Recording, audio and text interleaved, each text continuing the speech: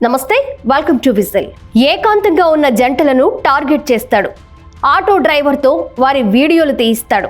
ఆ తర్వాత వారిని బెదిరించి డబ్బులు వసూలు చేస్తాడు. ఇవన్నీ ఎవరో ఒక క్రిమినల్ చేసే పనులు కాదు. రక్షణ కల్పించాల్సిన పోలీస్ చేస్తున్న వికృత క్రీడలు ఇవన్నీ. ఇవే కాదు, మైనర్ బాలికను వేధించడం, మహిళల పట్ల అసభ్యకరంగా వ్యవహరించడం వంటి ఘటనలు వెలుగులోకి రావడం ఆంధ్రప్రదేశ్లోని పోలీస్ డిపార్ట్మెంట్లో ఒక్కసారిగా కలకలం రేపింది. గుంటూరుకు చెందిన ఏఎస్ఐ శ్రీనివాసరావు రాసలీలలు క్రైమ్ కేసులో రోజురోజుకు సంచలన విషయాలు వెలుగులోకి వస్తున్నాయి. గుంటూరుకు చెందిన ఏఎస్ఐ శ్రీనివాసరావు ప్రస్తుతం మాచర్ల టౌన్ పోలీస్ స్టేషన్లో విధులు నిర్వహిస్తున్నారు. మాచర్ల పర్యాటక ప్రాంతం కావడంతో అక్కడకు వచ్చే జంటలు ఏకాంతంగా ఉన్న సమయంలో వారి వీడియోలు తీయించేవాడు. రాత్రి సమయంలో గస్తీ పేరుతో తిరుగుతూ ఒంటరిగా కనిపించిన వాళ్ళని కూడా టార్గెట్ చేసేవాడు. వాళ్ళని బెదిరించి వారి వద్ద ఉన్న డబ్బులు వసూలు చేసేవాడు. అయితే ఆటో డ్రైవర్ తీసిన వీడియోలు సోషల్ మీడియాలో చక్కర్లు కొట్టాయి. మాచర్లలో ఒక మహిళతో సన్నిహితంగా ఉండే శ్రీనివాసరావు వివాహేతర సంబంధం కొనసాగిస్తున్నాడు.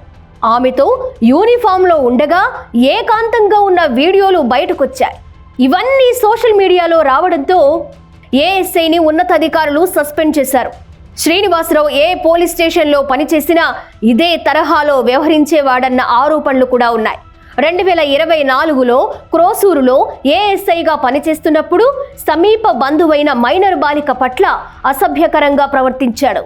నువ్వు లాడ్జ్లో కనిపించినట్లు, ఎవరితోనో బస్సు ఎక్కుతున్నట్లు చూశానని, బంధువులతో చెప్తానని బాలికను బెదిరించాడు. అర్ధరాత్రుల్లో ఆ బాలికకు ఫోన్ కూడా చేసేవాడు. ఈ క్రమంలోనే ఆ బాలిక పోలీసులకు ఫిర్యాదు చేయగా అతనిపై పోక్సో కేసు నమోదైంది.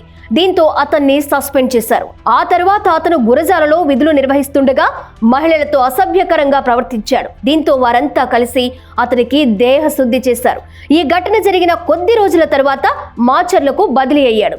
అక్కడ కూడా ఏకాంతంగా ఉన్న జంటలను బెదిరిస్తూ తీసిన వీడియోలు కలకలం రేపాయి.